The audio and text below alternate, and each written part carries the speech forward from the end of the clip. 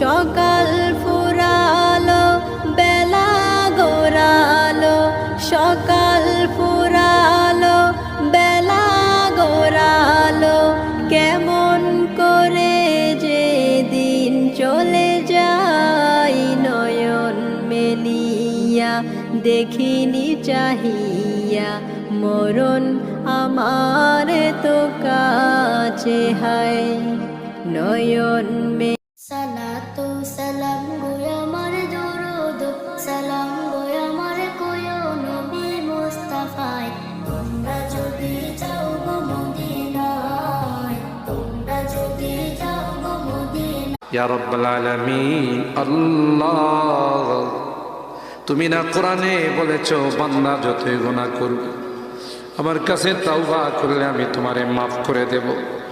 মনে বড় আশা নিয়ে আল্লাহ যখনই বাড়ির থেকে বের হবেন কাজের উদ্দেশ্যে তখনই এই দোয়াটি 11 বার পড়বেন, না বেশি না কম, ঠিক 11 বার পড়বেন। মাটিতে হাত দিলেও ইনশাল্লাহ সেই মাটি সোনা হয়ে যাবে। আল্লাহ আপনাকে এত রিজিক দিবে, এত রিজিক দিবে যে আপনি অবাক হয়ে যাবেন যে আল্লাহর দাওয়ার সীমানার কোনো শেষ নেই। দোয়াটি হলো ইয়া ওয়াহাবু, ইয়া ওয়াহাবু। এই দোয়াটি 11 বার পড়বেন, ইনশাল্লাহ আল্লাহ আপনার রিজিকের উদ্যানে মহাসমাবেশ ঘোষণা করা হয়েছে, যেটা ইতিমধ্যে আমাদের সংগ্রামী মহাসচিব ঘোষণা করেছেন।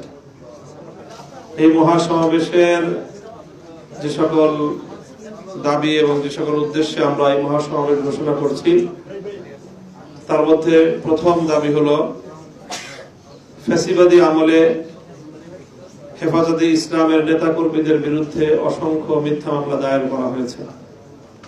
2013 সালের শাপলা চত্বরের হত্যাকাণ্ড সহ নানা সময়ে হেফাজতে ইসলামের নেতাকর্মীদের বিরুদ্ধে ফ্যাসিবাদী আমলে যে সকল মিথ্যা মামলা দায়ের করা হয়েছে, সেই সকল মিথ্যা মামলাগুলো প্রত্যাহার করত 2013 সালের শাপলার গণহত্যা এবং 2021 সালের মোদী বিরোধী আন্দোলনে হেফাজতে ইসলামের নেতাকর্মীদেরকে যে হত্যা করা হয়েছে, সেই হত্যাকাণ্ড সহ সকল হত্যাকাণ্ডের দ্রুত বিচার নিশ্চিত করার দাবি।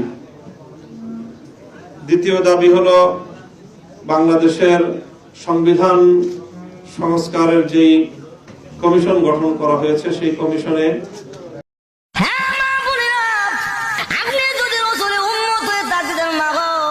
আপনার কাছে অনুরোধ, এই দুনিয়া বড় কিছুদিনই জিন্দিগি পায়াম, আপনি সালমান শাহ তালাশ করেন, নায়ক তালাশ করেন মাগো।